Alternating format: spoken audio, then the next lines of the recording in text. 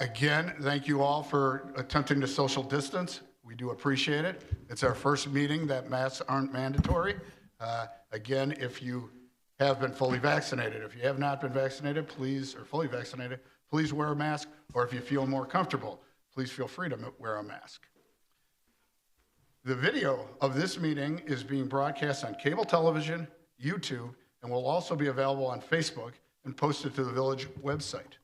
At this time, I would ask Clerk Saladino to call the roll. Trustee Augustine. Trustee Gale. Here. Trustee Kutinik. Here. Trustee Matucci. Here. Trustee McGee. Here. Trustee Peterson. Here. President Kukler. Here. Thank you. And Clerk Saladino, if you can ask the men's gymnastics to lead us in the Pledge of Allegiance. All right, guys, in honor of Flag Day today, brings on a little new meaning, and if you could lead us in the Pledge of Allegiance, we appreciate it. To the flag of the United States of America and to the republic for which it stands, one nation, under God, indivisible, with liberty and justice for all.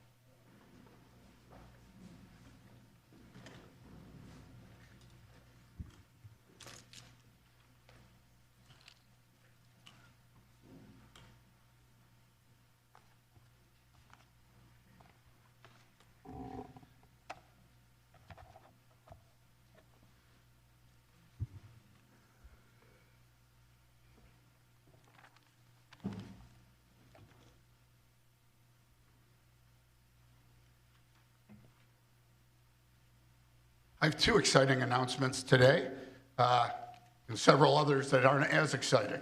But the first, I want to recognize Dorothy Walega, who celebrated her 91st birthday this year. We really wanted to honor her last year on her 90th birthday, but because of COVID, we weren't able to.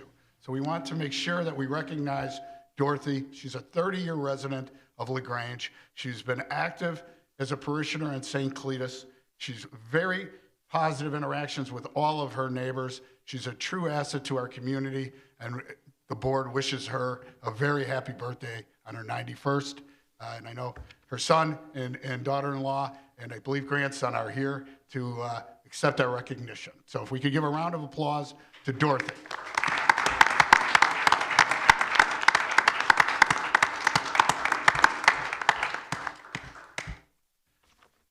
The second exciting announcement is we are here tonight to recognize the 2021 LT Boys Gymnastic State Championship. What an accomplishment.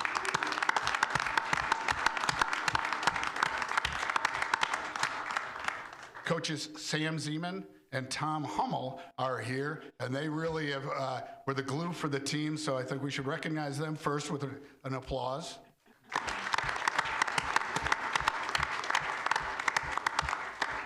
Great accomplishment, coaches. And now I'd ask Terry or one of the chiefs if you could give the microphone to the coaches. They may say a few words, and then they're going to have the players introduce themselves and talk about what they did on the team. Oh, you have a microphone. Okay, Sam Zeman, and hopefully that's on camera, so we can go. Great, I'm all set. You hear me on this? Yep. Great. My name is Sam Zeman, I'm the head gymnastics coach. I'd like to thank you for your support, the community, the school, and the team coming together that helps make this a successful program. Thank you very much. Again, my name is Sam Zeman. I'm going to hand off the microphone to Tom.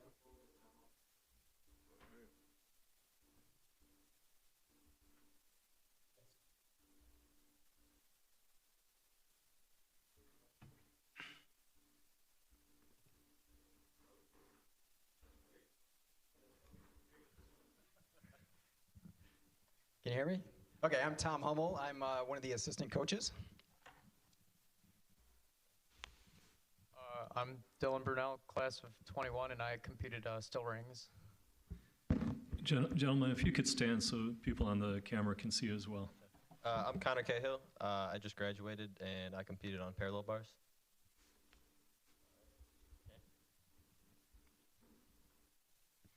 I'm Nick Paulus. I also just grad.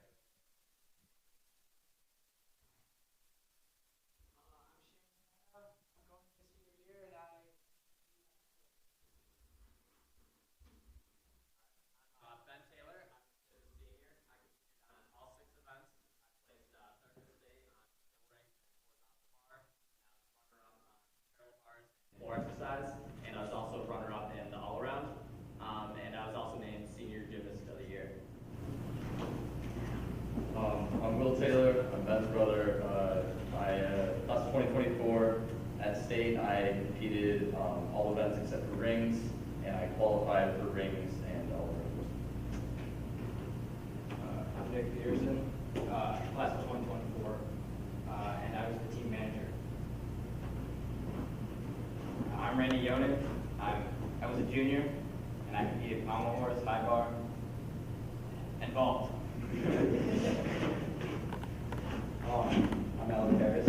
I'm going to be a senior, and I competed all 6 events.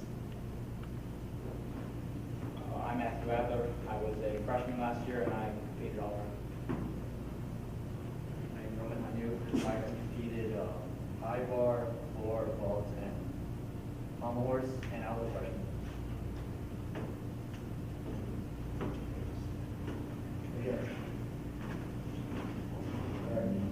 Alec here is a little modest. I just want to say something real quick about him, if I could. He was in a national meet for football, went down to Daytona Beach, and came back up on Friday night, came back about 2 o'clock in the morning, and met up with us at 7:30 in the morning and competed that day for us. And that was what put us over the top to win state. So he was the glue, he was the key to us making state this year. It's a winning state. Well, that's awesome that you did that dedication to your team and to all of you. Congratulations.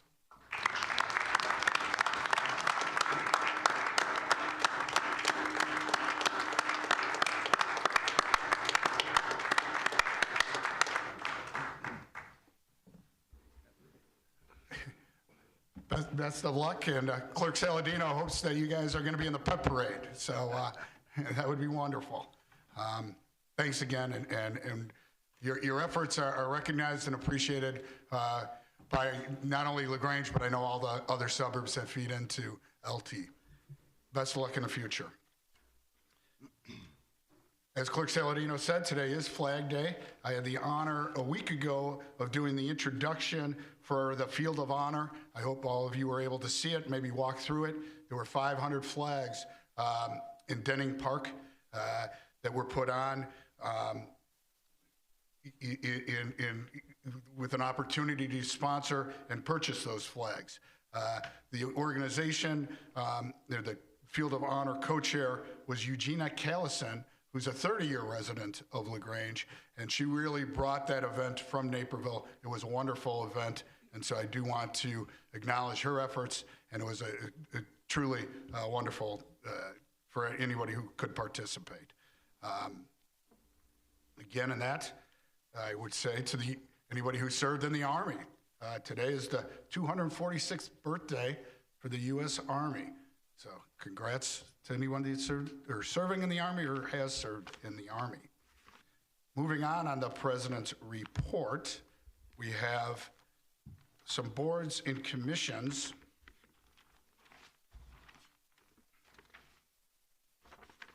That I would ask the board to consider these appointments or reappointments. First, to the Board of Fire and Police Commissioners, Terry Lovato for a term through 2024.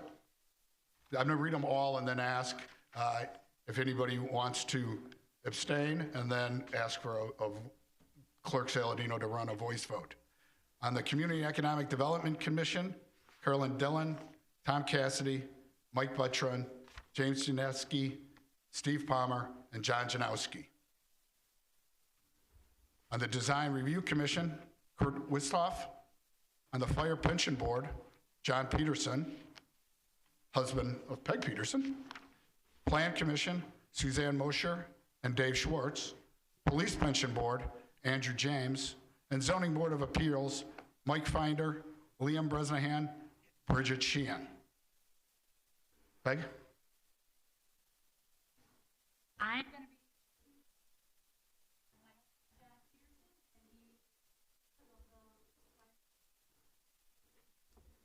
Thank you, Peg. All the other trustees, all in favor, please say aye. Aye. Any opposed? And show that it passed unanimously. Next up is the trustee assignments for the coming year. For economic development, trustee Matucci. For finance, trustee Peterson. For intergovernmental, this is to give the responsibility for board presentations. Intergovernmental relations, myself. Planning and zoning, trustee Gale. Public safety, trustee McGee. And public works, trustee Katinik.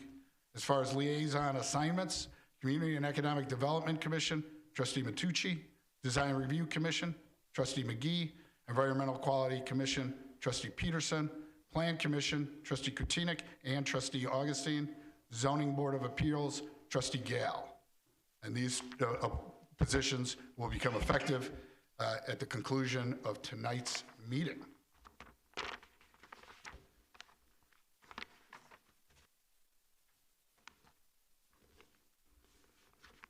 Again, as I briefly stated, we're here today for the first time where masks are not mandatory.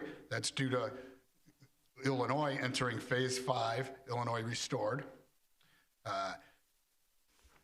It's important, again, for unvaccinated people to continue to wear masks while in public and to socially distance, as well as if you're more comfortable wearing a mask, please do so. In accordance with guidance from the CDC, fully vaccinated people in Illinois can resume activities without wearing a mask, except where required by law and rules or regulations, including any local businesses that require it or their workplace guidance. All people are required to wear face coverings on public transportation, congregate facilities, and healthcare settings. Vaccines are currently available for anyone 12 years and older. And again, if you need more information regarding vaccine locations, please visit the COVID-19 website at www.coronavirus.illinois.gov. Last weekend, there was the carnival. It was great weather. It was well attended. And thank you to the LGBA for planning and hard work that went into the carnival. As always, the weekend activities were wonderful, a way to showcase a truly special, dedicated community that we have in LaGrange. The way the carnival works is they require the volunteers from the LGBA to sell the tickets and things of that nature, and really staff a lot of the events tables, and they really work hard. Also, thanks to the village personnel, police, fire, public works, and community development for all the planning and coordination provided prior to and during the event. It's my understanding that it went off without any hitches, and we appreciate all your hard work in that regard. This year's pep parade did not happen last week. You did not miss it. It will be Saturday, September 18th, and of course, the kickoff will be at 9:30. Next year's pep parade will return to the regular day, which is the Saturday after Memorial Day. The LGBA is also promoting local restaurants in the 2021 Summer Art Project with a snack and stroll on Saturday, June 26th from noon to 5. Participating restaurants will offer small bites of to-go items for $5 to $8, and attendees are encouraged to stroll through the downtown to admire 35 art installations that are part of this year's Summer Art Series. Again, more information is available on the LGBA's website. A special thank you to the LaGrange Garden Club for helping to design and plant the beautiful planters throughout our downtown. The plantings are a crowning touch to our streetscape, and we take immense pride throughout the village, and we do appreciate the Garden Club's hard work. So thank you very much to all the members of the Garden Club. Thank you also to the American Legion for a meaningful Memorial Day ceremony. This ceremony recognized LaGrange area residents who gave their lives in service to our country from the Civil War to present. We also want to thank Operation Support Our Troops, that's the organization I was mentioning, for the Field of Honor located at Denning Park. And last week, a retired general came to speak, and he talked about how the flags showed dedication, service, commitment, professionalism, and sacrifice. And he was quick to point out that in the last 18 months, our first responders, it was exactly how they answered their call of duty and how appreciative we all in this country and really throughout the world are to our first responders. So Chiefs, please tell your staff and team how much we do appreciate their efforts. Last week through today, Denning Park was transformed with flags as a tribute to honor those currently serving in the military, veterans, frontline workers, first responders, and essential workers. Again, they were available for sale for a fundraiser, and they sold over 400 flags. So it was a tremendous success. Thanks.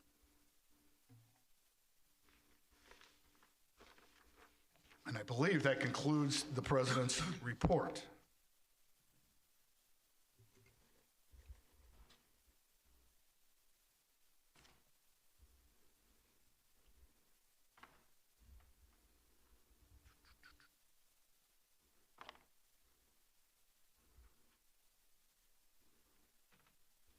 So at this time, I would ask Clerk Saladino to read the items on the consent portion of the agenda, followed by the items under current business. Matters on the consent agenda will be considered by a single motion and vote because they've already been considered fully by the board at a previous meeting or have been determined to be of a routine nature. Any member of the Board of Trustees may request that an item be moved from the consent agenda to current business for separate consideration. Item A, contract. 1, construction of fiscal year 2021-2022 neighborhood street resurfacing project. 2, construction engineering services agreement. 3, local public agency engineering services agreement. 4, resolution for improvement under the Illinois Highway Code, MFT. 5, resolution for improvement under the Illinois Highway Code, Rebuild Illinois Grant Fund. Item B, contract 2021 50/50 sidewalk replacement program. Item C, contract 2021 lane marking program. Item D, purchase Public Works Department fiscal year 2021-22 equipment replacement fund, 3 dump trucks and 1 pickup truck. Ordinance, disposal of vehicle. Item E, minutes of the Village of LaGrange Board of Trustees regular meeting, Monday, May 24th, 2021. And item F, consolidated voucher 210614. Thank you, Clerk Saladino. At this time, I would ask if anybody has any comments on items that are on our agenda. Seeing none, is there a manager's? Oh, I'm sorry. You can. We'll also have comments when it comes up for a motion, whichever you prefer. Okay, thanks. Move on. Is there a manager's report? Thank you, Mr. President. The village currently employs the 1996 edition of the Suburban Building Officials Conference Code for single-family residential structures and the 1996 edition of the Building Officials Code Administrators Code for multifamily residential, commercial, and industrial properties. The village has also adopted the Boca National Property Maintenance Code and the 1996 National Electrical Code. The fiscal year budget includes updating the 2015 International Code and similar versions of related codes as an objective of the Community Development Department.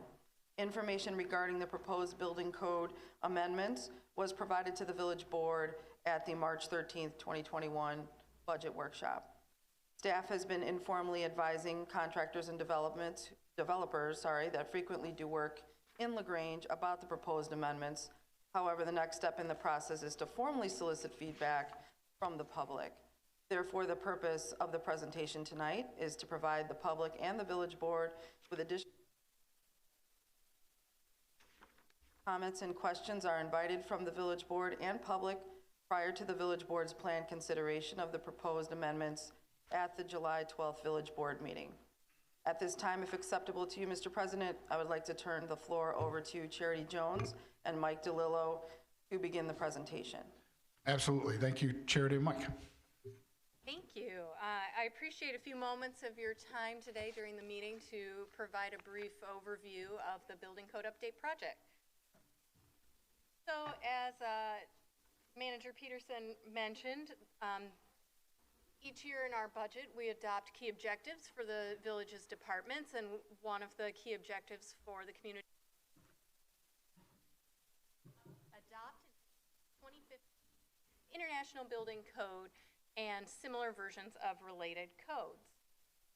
So we've been working on this project since late 2019, and we're happy to be presenting this to you tonight. We began our efforts with a survey of the codes adopted by our surrounding communities and other peers that we benchmark ourselves against, including a review of their local amendments to these standard international codes. Throughout the year, we communicated our intent to update to the 2015 code series as part of regular conversations with contractors and design professionals, and solicited information, which has been incorporated into the draft that was sent to you via executive memo. A staff working group comprised of the fire chief and other fire department representatives, the village planner, the environmental health officer, helped the building official, Mike DeLillo, prepare and review the draft code update. Additionally, the draft amendments have been presented both to the village attorney and the village prosecutor for their reviewing. We are currently in the public comment period. We are inviting public comments throughout the month of June. There is a page dedicated on the village website for the building code update. So for anyone who wants to view our proposed amendments, as well as links to the international codes that we are proposing to adopt, that can all be found on lagrangeil.gov under the Community Development Department page, Building Code Update. Following the conclusion of the public comment period at the end of June, staff will evaluate any input we receive and make modifications to the draft amendments as warranted. And we will plan to bring those final proposed amendments to this board for consideration at the July meeting. If adopted, the codes will become effective August 1st of this year. So I wanted to talk a little bit about some of the reasons that we do have this update the code and the benefits of doing so. As mentioned, our codes are from 1996, and adopting more current codes provides more relevant guidance for modern construction methods and materials. It also addresses just the changes in materials that have evolved over 25 years. It provides improved protections for residents and building occupants.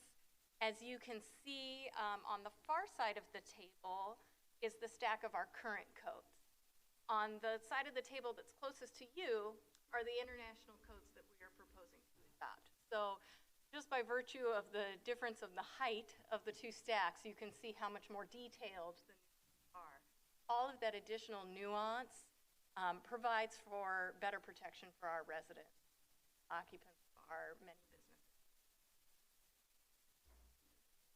Another good reason for updating the codes is to support our ISO rating. So the Insurance Services Office evaluates numerous aspects of a municipality's operations as it relates to fire safety and insurance.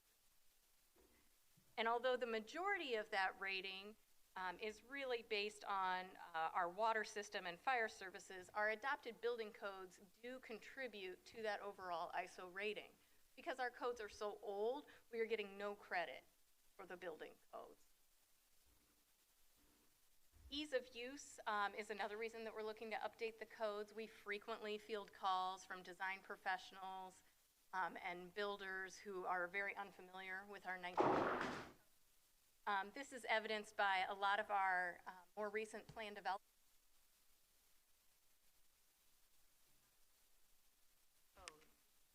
Those are the ones that they're used to. And then enhanced tools for administration and enforcement. Mike will talk about this in more detail, but the international codes all contain administrative provisions that help provide a framework for ensuring that we have the appropriate tools to guide construction and to enforce issues related to compliance. All of those have to be tailored to each specific municipality's policies and practices, but like I said, those international codes sort of provide that overarching framework for us that is helpful. And then at this point, I'm very pleased to turn over the balance of this presentation to Mike Dolo, our building official. He has worked very diligently on this project over the last year, and I am happy for him to be able to take you through some more detail of the specific codes that we're proposing to adopt. Mike? And Charity, if I can just interrupt for the people at home, if you could just explain that before Mike joined us, we really didn't have somebody with his qualifications, correct? Absolutely. So Mike joining the team was part of a larger restructuring that we've been doing in the Community Development Department over the last 4 years, and we are very fortunate to have a highly qualified certified building official. Mike really manages all aspects of construction permitting for the village, overseeing our permit clerks, our outside contractual plan reviewers and inspectors. Mike himself performs many inspections and does the vast majority of our plan reviews. Terrific. Thanks, Mike. Thanks, Charity, and Mike, thanks. All right. Good evening. Thank you for taking the time to hear more about our proposed codes. As you can see here, it's a large list of the different codes that we're proposing for the village to adopt. The first section there are the international codes. It's a group of codes, and they work hand in hand. So you have your international building and international residential code, which really guide both all of the building within the village. But they work hand in hand with the mechanical, fuel, gas, fire code, and so on. So all of those kind of commingle together and work with each other on those different things. So that's why we're proposing to adopt essentially the whole code set, so that it does, as Charity says, provides better guidance for the contractors. The next one is the NFPA 70, or the National Electrical Code as it's commonly known.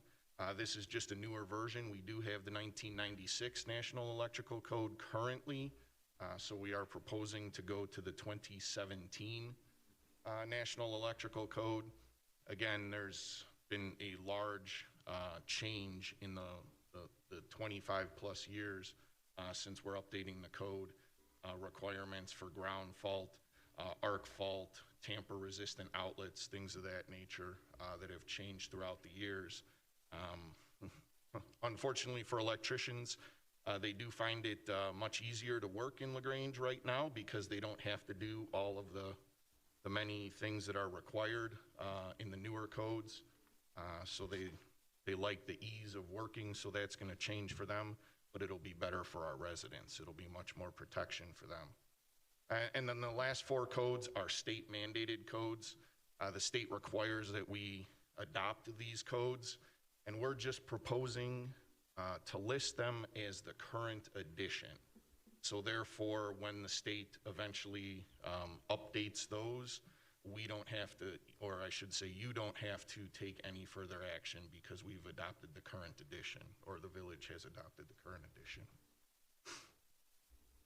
So the main reason we're looking at the 2015 as opposed to the 2018 or just rolled out the 2021 is that several of our neighbors currently are on the 2015 code. So Brookfield, LaGrange Park, and Countryside are all on the 2015 code. Western Springs, as you can see, is on the 2006, McCook on the 2003.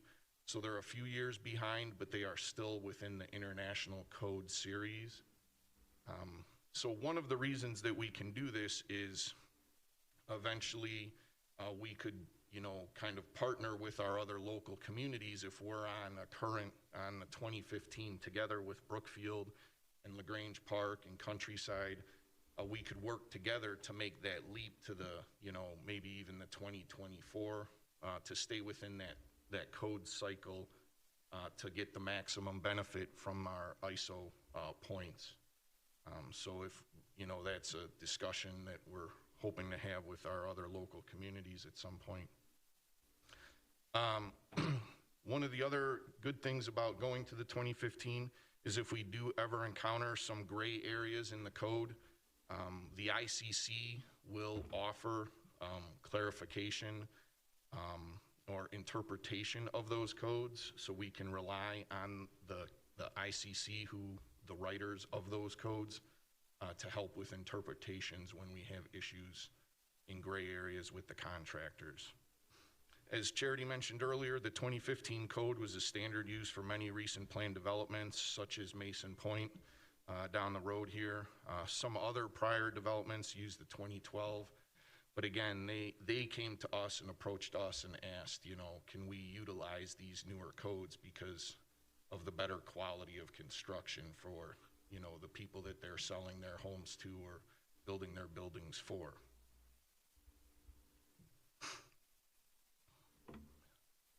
So one of the other things, and the biggest portion of this, making this leap that we're doing to the 2015 code, is also essentially revamping Chapter 150, which is the village's ordinance for the building codes.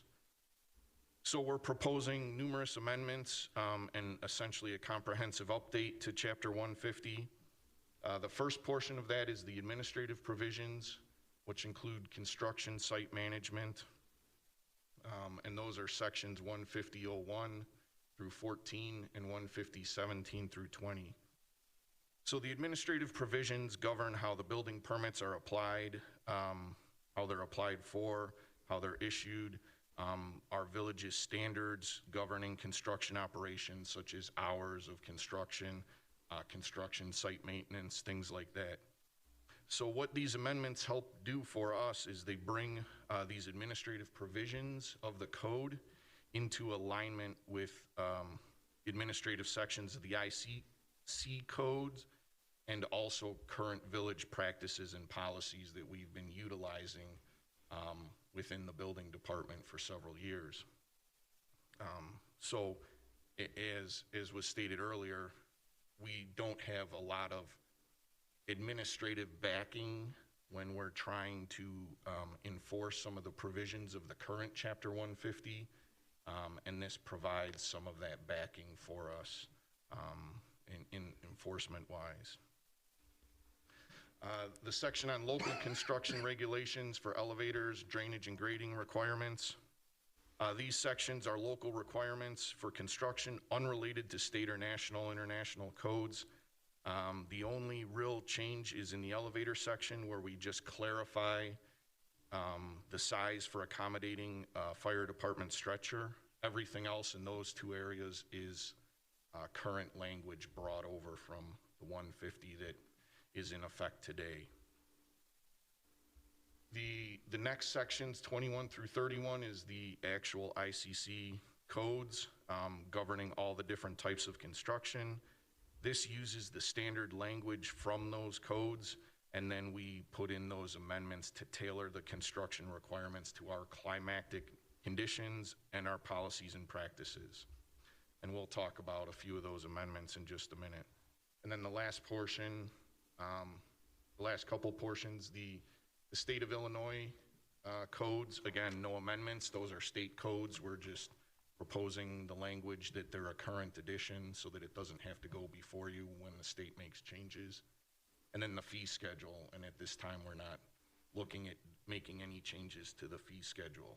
That will hopefully be coming down the road in the future, but this was just enough as it was for this time.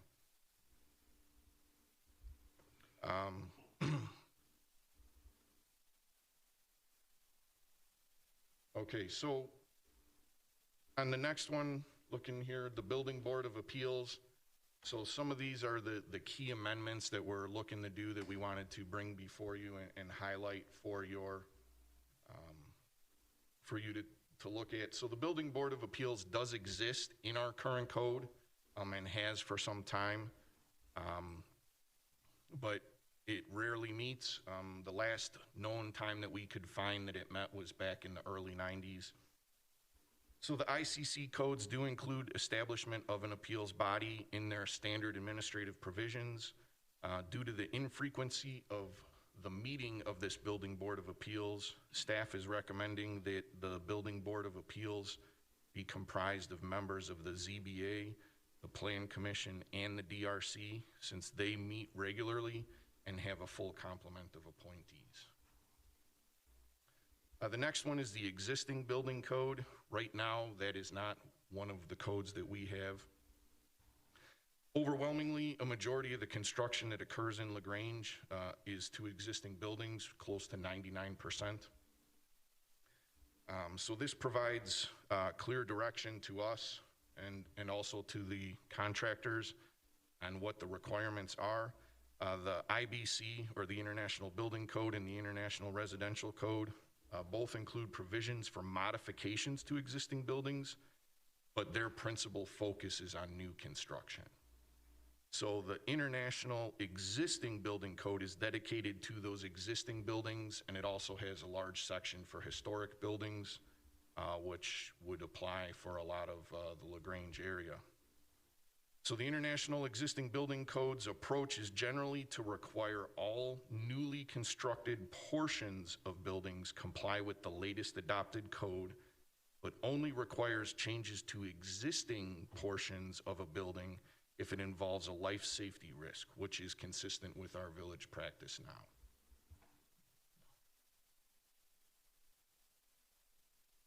So the other portion that we want to highlight is the fire suppression. For 1 and 2 family homes, currently most newly constructed multi-family commercial and industrial buildings within the village are required to install sprinkler systems. The proposed IBC and IRC would also require sprinkler systems in new 1 and 2 family residential buildings. We as staff are recommending providing an option to achieve the same life safety goal by requiring more robust construction as an alternative to a residential sprinkler system.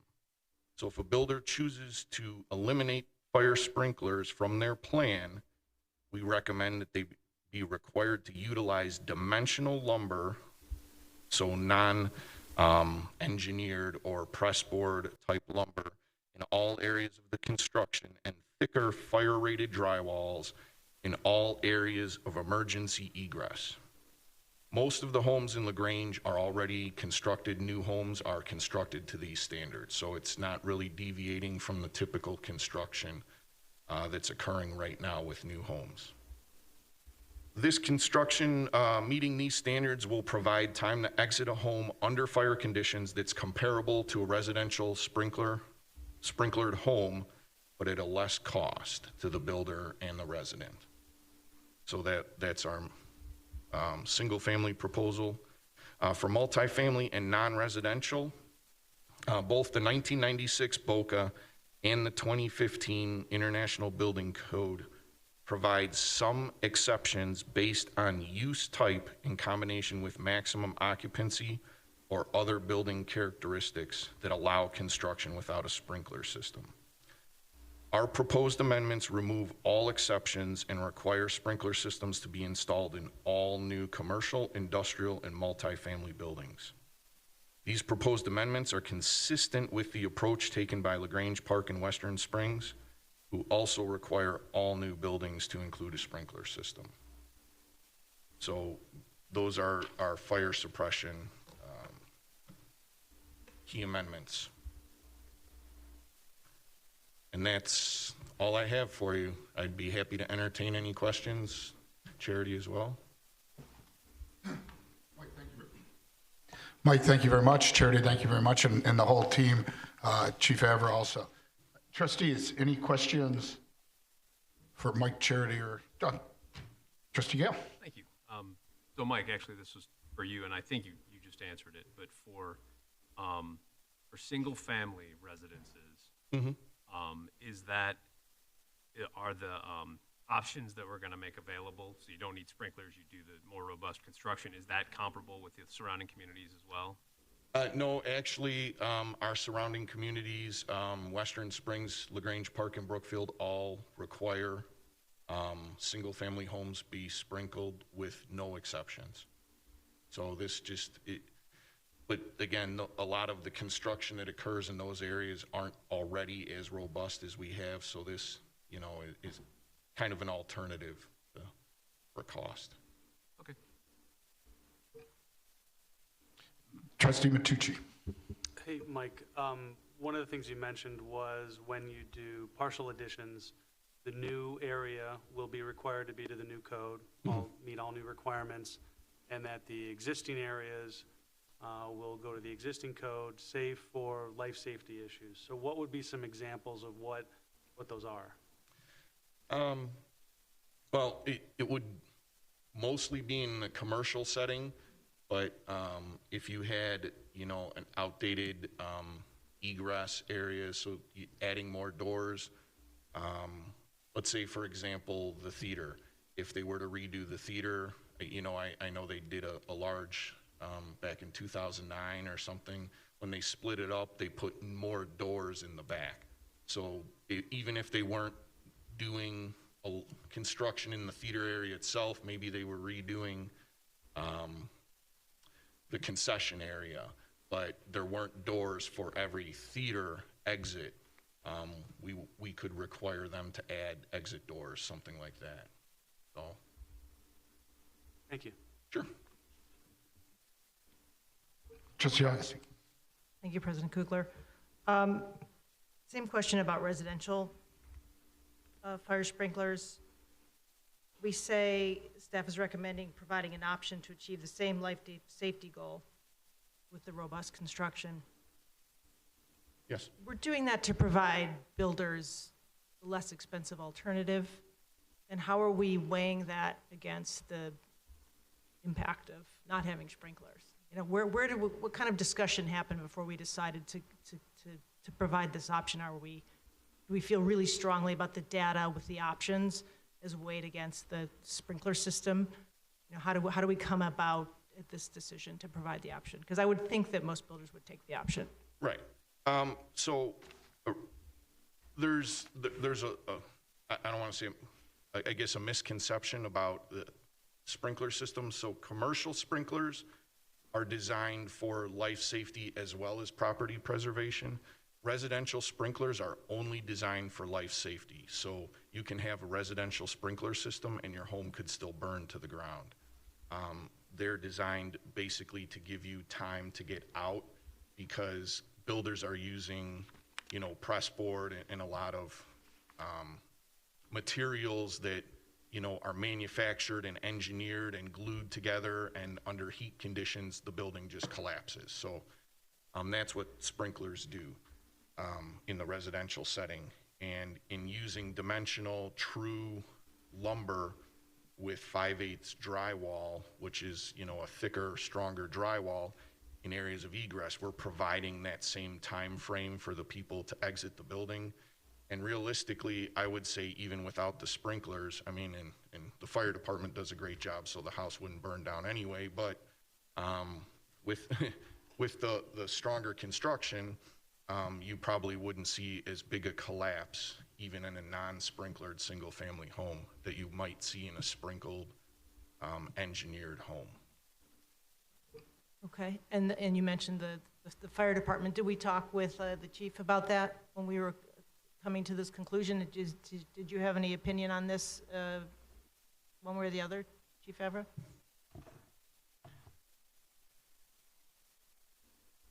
The national statistics bear out the advantage of sprinkling, both in commercial and in residential. I think the discussion was, how do we give them the most options in these situations? And Mike's absolutely right. They're not as robust as a commercial sprinkler. The more time we can give people for exiting, getting out of the building, we can rebuild the building. We can't rebuild people. So the main focus is getting them out of a residential. I would prefer having sprinklers, but you know, that would, if I was building a house, I would put sprinklers in it. But we've got to look at the overall climate, and that's the decision the board makes, is what kind of situation you want to set up. Okay, thanks. Would we be able to revisit this component of the code at some point in the near future if we decide, had thought it more through and wanted to revisit this part? Would that be a big lift? We could revisit any component of Chapter 150 at any time, like we do zoning code. We evaluate and make tweaks over time. So revisit at any time. I think Mike laid out the thought process in providing the option, that reason that the residential sprinkler requirement exists in the current code. The current code allows for these lightweight construction methods that don't hold up in a fire condition. So feel as though we're achieving the same safety goal with less cost, in light of trying to manage the overall costs of construction range, which include a variety of different factors, including our drainage and grading requirements and everything else. Construction. Okay. Yeah, I'm a little conflicted on this one issue. Everything else to me makes a lot of sense. But I don't know, I might lean towards going that extra mile. I might not make builders thrilled, but it seems to me that sounds like it's significantly safer when we are talking about lives. So that's my opinion. I'll leave it to the rest of the board. Thank you, Trustee Augustine. Any other comments, questions? I'm not sure. So either Mark Berklin or Manager Peterson, are we supposed to vote on this today, or is it just being presented? No, it's just being presented. We're planning to bring it for board consideration at the July 12th meeting. I apologize. Charity did say that, so thank you for that clarification. And thank you for the presentation.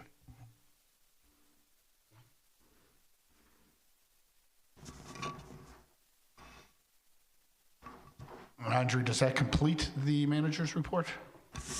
Yes, thank you. Thank you. At this time, moving back to the consent agenda, I would ask if there's a motion and second on the consent agenda. Make a motion to approve the consent agenda as presented. I'll second. Thank you, trustees. We'll open it up for discussion, starting with Trustee Augustine. Well, do you need to recuse yourself? That part. Yes, as previously stated, I recuse myself from voting on agenda items related to our village prosecutor. Thank you. And then moving to Trustee Kutinek. Great, thank you, Mr. President. So my question is on item D. I think it probably is for Russell or for Andre, whoever has more information. It's on the purchase of, excuse me, it's on the purchase of the dump trucks and pickup trucks. So I spent the last year as the liaison for the EQC, the Environmental Quality Control Commission, or Environmental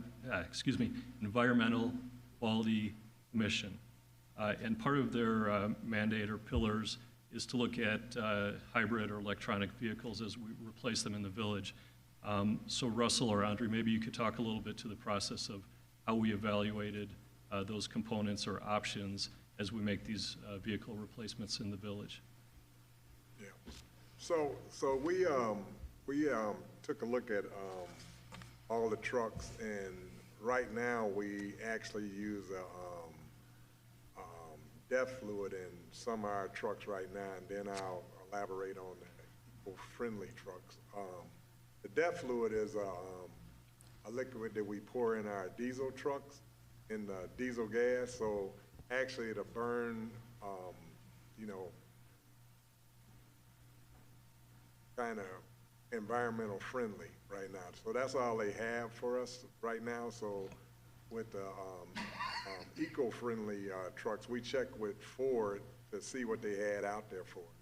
So right now they don't have a particular truck. They only have one. It's a dually crew cab. It's a 4-door. It would be something that the village would not use. And you can straight out buy it right now. It's not on a state purchase, but you can just go and buy it, and it's a ridiculous price now. So as the bids come out, and we'll continue to take a look at the state purchase, and we'll see what they have out there. But right now, they don't even offer any eco-friendly vehicles. Great, thank you for that clarification. Thank you, Trustee Kotinik. Trustee Augustine, I wasn't sure if you were, yes? Thank you. I do also have a question regarding item A, part 1, the construction of our surface resurfacing project. And I had a chance to, by the way, welcome Russell. I had a chance to hear from a resident today via email just this morning. And she was concerned about the resurfacing on Maple, Goodman, and Elm being these east-west arteries between two busier roads within town, causing a disproportionate amount of traffic to flow onto Cossett and 47th. And she was particularly concerned about Cossett. She lives on Cossett. And she's wondering how we're going to prevent, address, and look into how that might happen if it happens. But it does sound like the construction will be staggered enough that we won't see that heavy impact, but you could answer that. And then I have another part of her email that I can touch on, which is for someone else. So typically when we do the grind and resurface, so we're gonna be doing Elm, Maple, and Goodman. So what they'll do is they'll grind Elm first, and then after they get it totally open, they can let traffic down it. Then they'll move over to Goodman, grind it down, and they'll be able to let traffic through there. Because typically when they grind it down, they only grind it like 2 inches off or more, maybe 3, but the traffic will be able to drive down. And then in the middle of the street, they have the sewer frames that they will adjust down so traffic won't hit them, because sewer frames will still be sticking up in the air, but they put steel plates over them and they make it so you can drive through.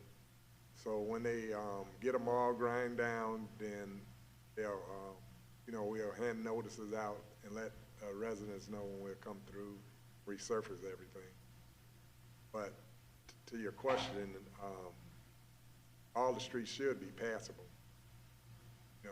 If they do one at a time. They won't go do all 3 of them at once. They have to go one street, grind it, then they'll go to the next street, grind it off. And when they're grinding the other street, then they'll let traffic down detouring them to Gilbert and Brainerd Avenue. And we'll just make sure that the traffic gets through safely. That's fantastic, and it sounds like that'll satisfy the concern there.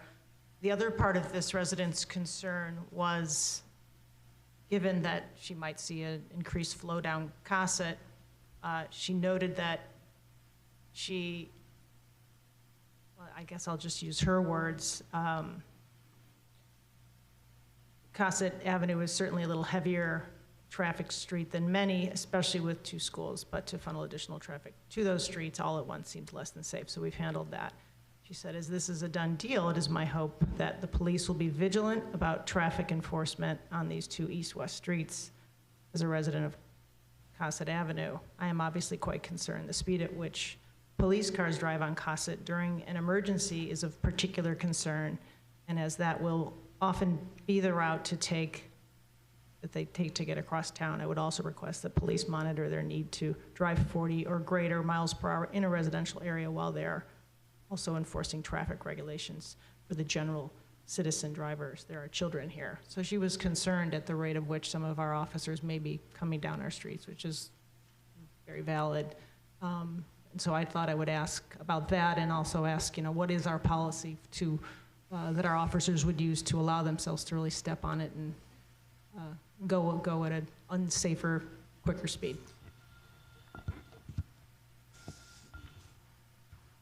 Hoping. All right, there we go. It sounds like it's working. So it really is very difficult for us to specify under these circumstances a violent domestic versus a serious PI traffic crash.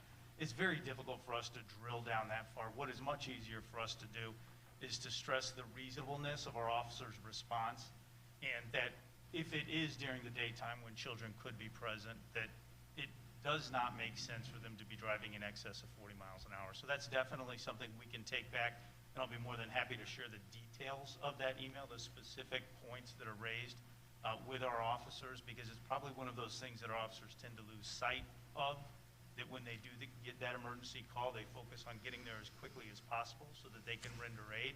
But it is something that's important for them to hear on a regular basis so they maintain that level of awareness and operate their vehicles safely at all times.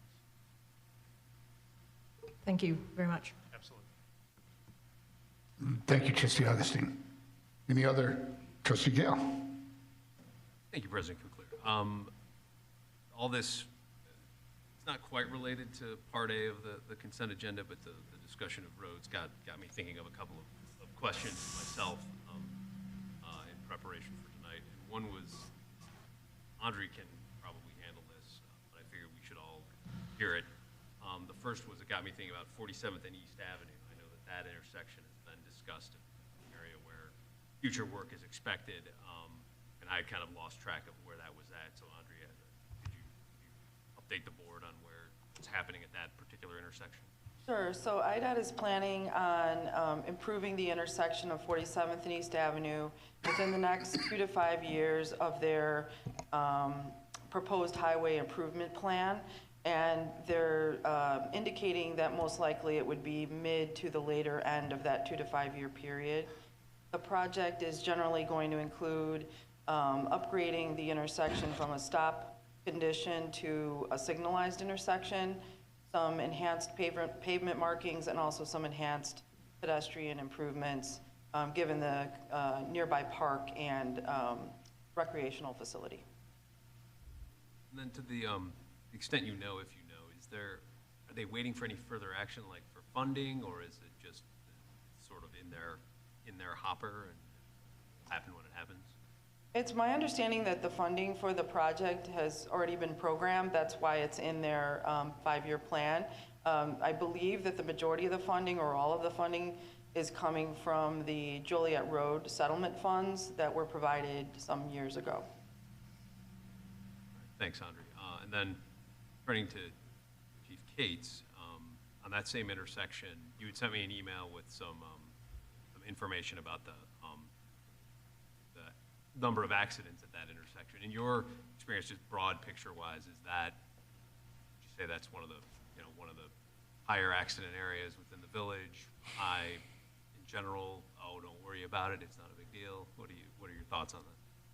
No, I would agree. It is a very dangerous traffic intersection, to the point where the first time I drove north, I was shocked that it wasn't controlled by a traffic signal. It really did surprise me, because there is a lot going on at that intersection. And what makes it even more difficult for us to get a solid grasp on how dangerous that it really is it's 3 municipalities that are taking traffic crash reports there. So while I have our numbers, and I can point to a high in 2019 of 45 crashes, I can't tell you what Brookfield and McCook have experienced there. So if that's one of our highest traffic crash locations at 45, if we added those additional crashes in, I could only imagine what it's at, and that makes it just that much more dangerous. Thanks.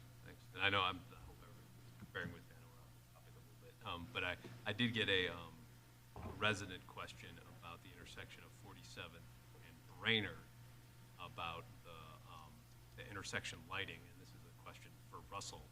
Off the top of my head, I thought 47th was maybe a state road and Brainerd is one of ours. If we needed to change the signaling there, what would we do it? Does the state have to do it? Do we have to work with them? How would that work? As far as I know, Brainerd, we maintain Brainerd Avenue. 47th Street, we only maintained, like if we had a pothole or something out there, catch basins and stuff, the state, they take care of it. They have a local street light contractor that the state works with that would take care of the lights, but we haven't taken care of the signal lights. Yeah, because the specific question was, it surprised me, and again, because we're talking about this tonight, got me wanting to ask, the Public Works Department. They said if you're heading eastbound on 47th and you want to make a left-hand turn on a northbound Brainerd, there's no turn arrow. and I was surprised because I thought all the intersections had a turn arrow, but it doesn't. If we wanted a turn arrow there, is that something could we just do that? Is that something? We would have to go through the state and get that okay. Well, then we'll have that discussion. Yeah. So that's it. Those are all my questions. Thanks. Thank you, Trustee Gale. Any other trustee comments? At this time, I would ask Clerk Saladino to call a vote on the consent agenda. Trustee Augustine? Aye. Trustee Gale? Aye. Trustee Kotinik? Aye. Trustee Matucci? Aye. Trustee McGee? Aye. Trustee Peterson? Aye. And the consent agenda passes unanimously. Under current business, we have one item, or actually two items that are related.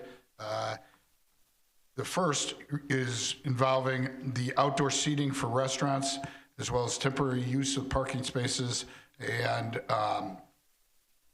display of retailer wares as a temporary use. And then we'll also be asking the board to reauthorize that the Grange Liquor Commissioner, which is me, to allow cocktails to go and some other things that have been allowed since COVID. The state of Illinois agreed to allow local municipalities to extend those, and that's what Trustee Matucci is going to present for a vote today. So, Trustee Matucci. Thank you, President Kukler.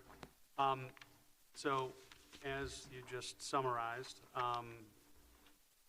during the start of the pandemic, Governor Pritzker passed a variety of flexibility, gave flexibility to municipalities to try to act to help out local businesses. And obviously, local businesses here in LaGrange were affected greatly, as we all were, by the pandemic. And the levers that we have to try to help them and that we had to try to help them are somewhat limited, were somewhat limited. But the flexibility that we did get from the governor's office, the village acted on last year, passing two ordinances which expired. And if we want to continue to be able to have that flexibility for our businesses to be able to sell to-go liquor and to be able to have outdoor seating and a variety of other things that I'll touch on here briefly, we need to extend those two separate ordinances. And so that's what's presented here. I will read the title of the first one first. An ordinance renewing outdoor seating for restaurants, temporary use of parking spaces, display of retailer wares, and other temporary uses as provided by state standards and this ordinance. And so that covers generally outdoor dining. Typically, you would have to have a seasonal permit. They're valid from April 1st through November 15th. You'd need to have a special use permit required by current zoning code, which would ultimately require village board approval. The flexibility that the ordinance ultimately provided was to grant to village staff and village managers specifically the ability to allow dining parklets, extending sidewalk cafes that occupy an area larger than the adjacent restaurant's frontage. We've all seen some of these seating areas in LaGrange extend past the front of the individual restaurants, and that was due to what was allowed here. And also outdoor dining on private property for the full outdoor dining season. The attached ordinance will renew this authority for 2021 outdoor dining season. I would like to present this ordinance, President Kukler, for passage to the board. Thank you very much, Trustee Tucci. So the ordinance that's being considered by the board is for renewing outdoor seating for restaurants, temporary use of parking spaces, display of retailer wares, and other temporary uses as provided by the standards in this ordinance. We're looking for a second. I'll second. Thank you, Trustee Gale. And then Clerk Saladino, if we could have a roll call vote. Trustee Augustine? Aye. Trustee Gale? Aye. Trustee Kotinik? Aye. Trustee Matucci? Aye. Trustee McGee? Aye. And Trustee Peterson? Aye. And that ordinance passes unanimously. Bounce it back to Trustee Matucci. So the other ordinance, I'll read the title here first. An ordinance reauthorizing the LaGrange Liquor Commission to act in response to the COVID-19 pandemic.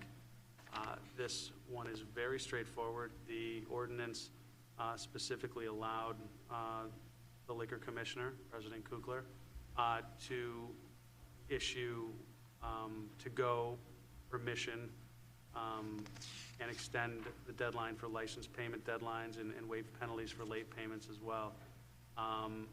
Sell to-go and to-go liquor, right, to take away sealed. And I believe the 2021, June 3rd, 2021 update for House Bill 2682 specifically allowed to sell cocktail or mixed drinks in a sealed container. So I believe that is a difference between this particular approval and what was existing previously last year. I'd like to present this ordinance to the board for approval. Second. Thank you, Trustee Matucci, and thank you, Trustee Kutinek. I'd ask that Clerk Saladino call a, well, I should ask if there's any questions. So I apologize for that on the last two, not asking if there were any questions. So let me jump in here. First, are there any questions that the trustees have regarding this? Okay. Then I'd ask Clerk Saladino to call a roll call vote, please. Trustee Augustine? Aye. Trustee Gale? Aye. Trustee Kutinek? Aye. Trustee Matucci? Aye. Trustee McGee? Aye. Trustee Peterson? Aye. And that also passes unanimously. At this time, I would ask if there's anyone in the audience who has any comments on those items not on tonight's agenda.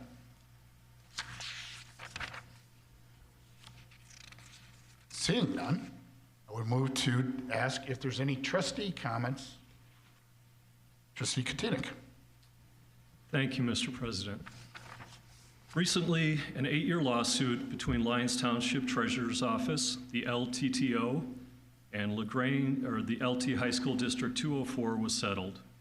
The settlement from LTHS to LTTO was for quote-unquote services that the LTTO has claimed to provide for District 204.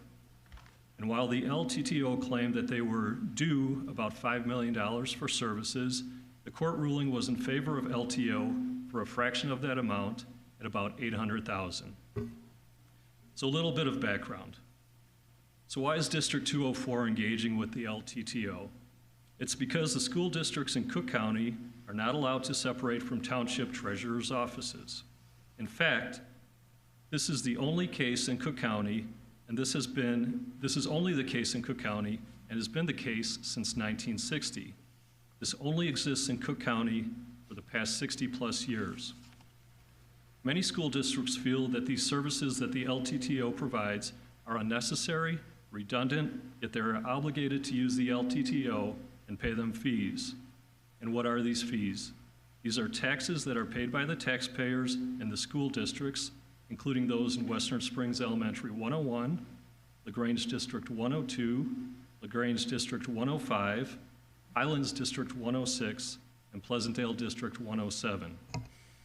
So our tax dollars are going to the school districts and the township to essentially perform the same services. So the crux of my point, or ask, is the following. First, I'm asking the LTTO to not appeal this court decision and let the verdict be final. As I understand, the township has spent approximately $4 million on the lawsuit, in addition to what LTHS has paid in legal fees. It is time to stop frivolously spending taxpayers' money, as has been the case with this suit that has spanned over the last 8 years. I'm also asking LaGrange residents, by making them aware of the situation, to contact the trustees and treasurer at the LTTO to also tell them that they should not appeal this decision. Their contact information can be found on the website of the Lyons Township Trustee of Schools. Second, I'm asking that Illinois House Republican leader to pass legislation to allow for school districts in Cook County to be allowed to separate from the Township Treasurer's Office. Why is Cook the lone county in the state to have this requirement for the past 60 years, And does this make sense? Times are different, and school districts should have the ability to separate if they so choose. Either dissolve the LTTO or allow districts to opt out. LT High School has been trying to separate from the township as far back as 1988. To Representative Durkin, I ask, what is holding this up? Third, I ask that the LTTO be audited annually with public published results. In 2013, the then township treasurer was charged with stealing over $1.5 million from the treasurer's office. Today, there are questions about unallocated investment income. I feel that this would be taxpayer money well spent. It's time for greater governance and transparency from this organization. It's time to do the right thing. Thank you. Thank you, Trustee Kutinek. Trustee Gale. Thank you, Mr. President. I just wanted a quick statement of thanks to Andre, to Charity, and to Mike. I got a resident call yesterday due to construction in a house next door to them. Due to the recent rains, the excavation collapsed into itself, undercutting some of their driveway. In fact, they were supposed to be closing on the sale of their home today. And of course, that didn't happen because the potential purchasers came for the walkthrough and said, hey, that doesn't look like what we were buying. But Andre, Charity, and Mike quickly responded to some requests for information from me, and certainly hope got the builder a little more in tune with trying to help remedy the situation. I wanted to express my appreciation for your efforts. Often, we sit up here and it's, this needs to be fixed, that needs to be fixed. But when things go good, we just kind of, oh, good, things are good. So we should say that. I just wanted to thank you for your efforts. Thank you. And thank you, Trustee Gale. It's my understanding that Mike was able to coordinate with the builder, but he did put a stop work sign up there, and hopefully that will be rectified soon. And the sale goes through, and we get some new neighbors in town. So thank you for bringing that to the staff's attention. Any other trustee comments? Trustee Augustine. Thank you, President Kukler. I'd just like to say again, welcome, Russell Davenport. Such a wonderful face to see in this room more frequently. You've done so many incredible things with your 3+ decades in the village. So we're really fortunate to have you here helping us and working at this juncture. And that's it. I had a couple other things to say, but I think I'll save them for the next meeting. Thank you, Trustee Augustine. Seeing no other trustee comments, I would ask for a motion and a second to adjourn as 8:43. Second. Thank you, Trustee Kutinek and Trustee Gale. All in favor of adjourning, please say aye. Aye. Any opposed? And at that, we are adjourned. Thank you, everybody.